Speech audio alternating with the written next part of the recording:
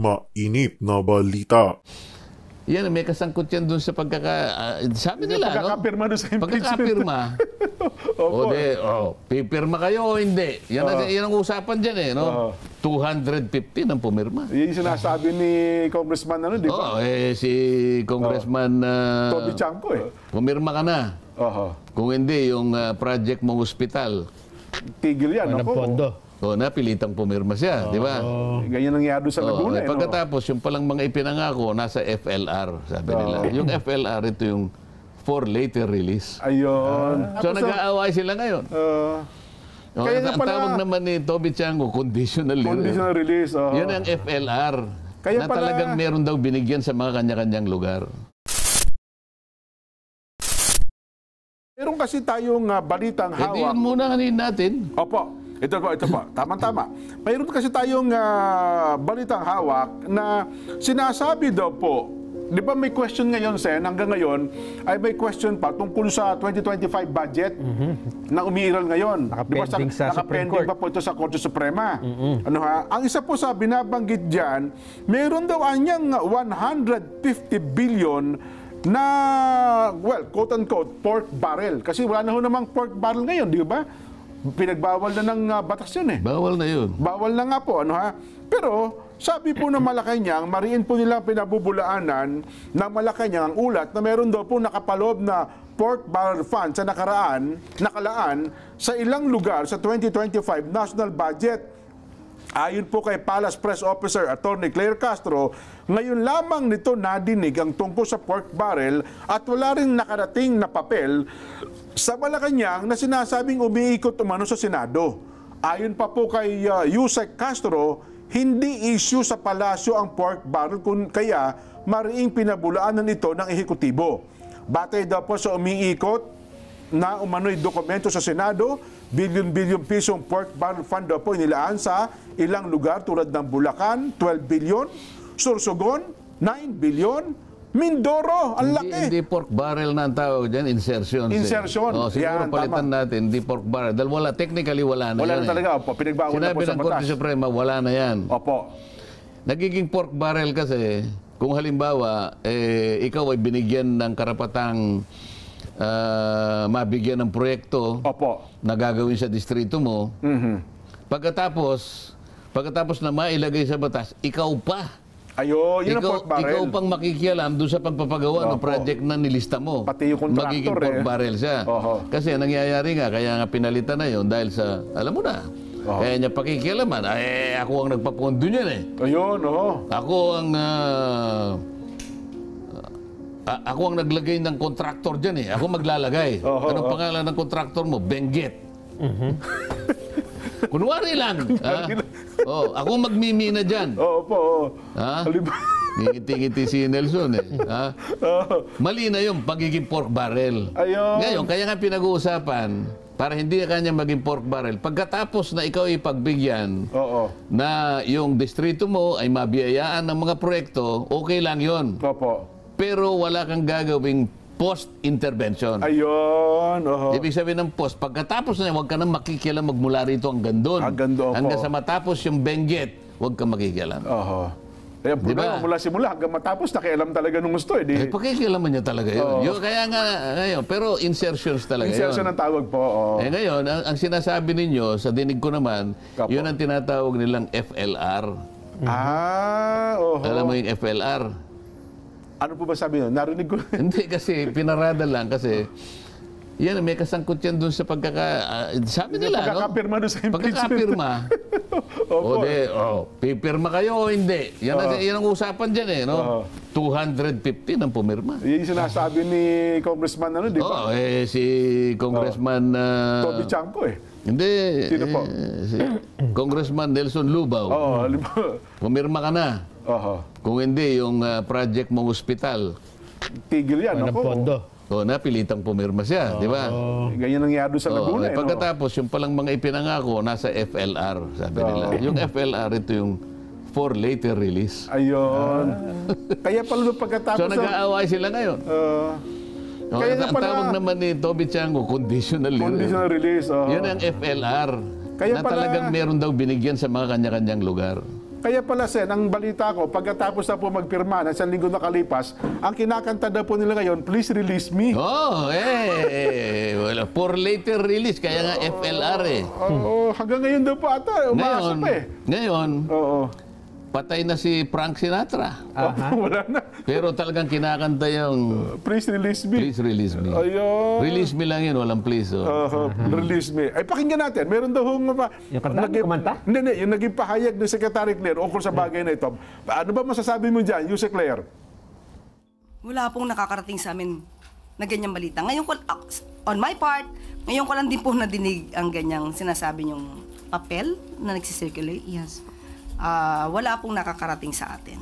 At hindi po ito nagiging issue sa palasyo. So, sorry, we deny that. Ayun. Kaya nga atin daw po magiging Vox Populi, Sen, mga kababayan, may kinalaman ukol sa bagay na yan.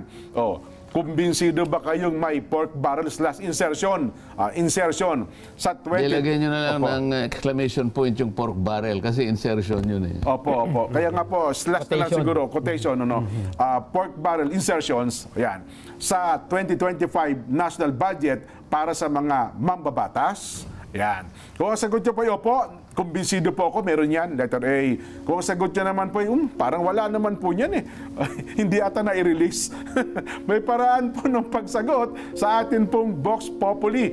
Sen, ituloy natin ang ating talakayan kasi ito naging mainit din. No? So, matapos po kasing, anong tawag ito, itong June 23, nagkaroon doon kasi ng... makasagot. Opo. Itong June 23 po ay nagkaroon ng consolidation o report. Una po, yung Good Government Committee at saka ang Quadcom ng kanilang mga recommendation, batay po doon sa kanilang mga naging investigation. Pero puntahan natin itong sa Blue Ribbon Committee na kung tawagin nga po sa lower house ay Good Government. Committee on Good Government and Public Accountability. Yes po. Yan yung pinangungunahan ni Congressman Joel Chua ng Maynila. At doon po ay meron silang mga naging rekomendasyon, etc. At ito naman ata, Nelson, kung hindi ka nagkakamali, ay ginamit din na ebidensya doon sa impeachment. Sen. Pero bukod po doon sa impeachment, ay nagsumiti rin sila ng kanilang natuklasan sa Office of the Ombudsman kay Ombudsman Samuel Martires. Nung ito po'y natanggap ni Ombudsman Samuel Martires, bilang tanod bayan, umakto po siya.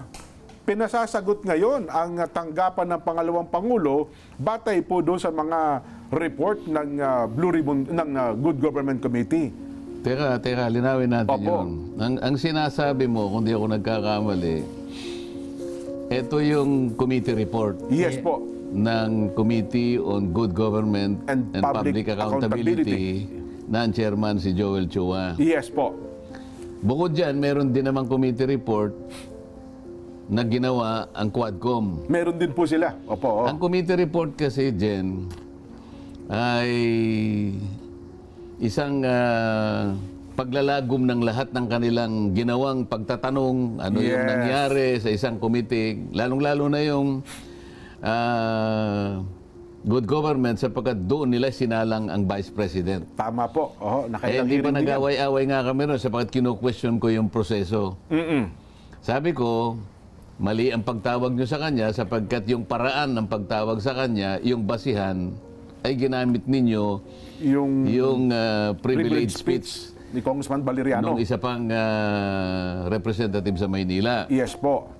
Nung nalaman nila na mali nga sila, dinagdagan kunwari para bigyan ng katwiran yung pagpapatawag sa Vice President. Ang ginamit naman nila, yung manifestation na orally naman na ginawa nung isang kasapi sa Committee on Appropriations na kung saan sinabi niya, I manifest, Your Honor, my desire that the subject matter of this investigation be investigated separately in another committee. So ang ginamit nila ngayon Opo. ay good government na naman. So biligyan nila ng bala uli yung good government sapagkat nagkamali sila sa una. Sabi ko, mali Yung na pala yun. naman yung pangalawa. Opo. Kasi ang ginamit nila, motu proprio investigation. Sabi ko, hindi motu proprio yan kasi nanggaling sa isang manifestation ng isang miyembro. Ang motu Okay. proprio kasi, talagang ang mismong nag-initiate yung komite nang walang nag-udyok sa kanya ng kahit sino. Sabi niya, basta kami motu proprio, bahala kayo sa buhay niyo kako. Yun ngayon ang ginamit nila para usigin nila si Vice President. Opo. Nagmanifest na naman ako, ang gagawin ninyo ay hindi in aid of legislation, kung hindi, yan ay magtatapos sa impeachment. Sinabi ko sa kanila yon. Ayun, opo. Kasi ang ginagawa ninyo, kayo ang nagtutuloy sa ginagawa ng COA. Hindi naman kayo auditor. Hindi naman kayo magagaling mag-audit. Opo. Hindi naman natin mandato yan. Bakit pinipilit nyo? Ba't nyo kinuha yung mga papeles ng COA at kayo nagtuloy? Sila nag-imbestiga, opo. Your Honor, sabi niya, you cannot raise that constitutional issue because you are no longer a member of this committee. Ayun, yun ang masakit doon. Nakita mo na Hindi yan. na pala kayo miyembro na kaya, Ngayon, opo. samantalang ang objective nila in aid of legislation, nagtapos sila sa impeachment. So, yan, ngayon, may connection sa sinasabi mo Opo. ngayon yan. Ang nangyari nga po, yung committee report na yon, Sen, At teka muna, Opo. kailangan malaman ng ating tagapakinig, ang committee report bago siya magkaroon ng puwersa. Opo. Kasi merong puwersa ng batas yan eh. Aha. Kahit na recommendatory lang, hindi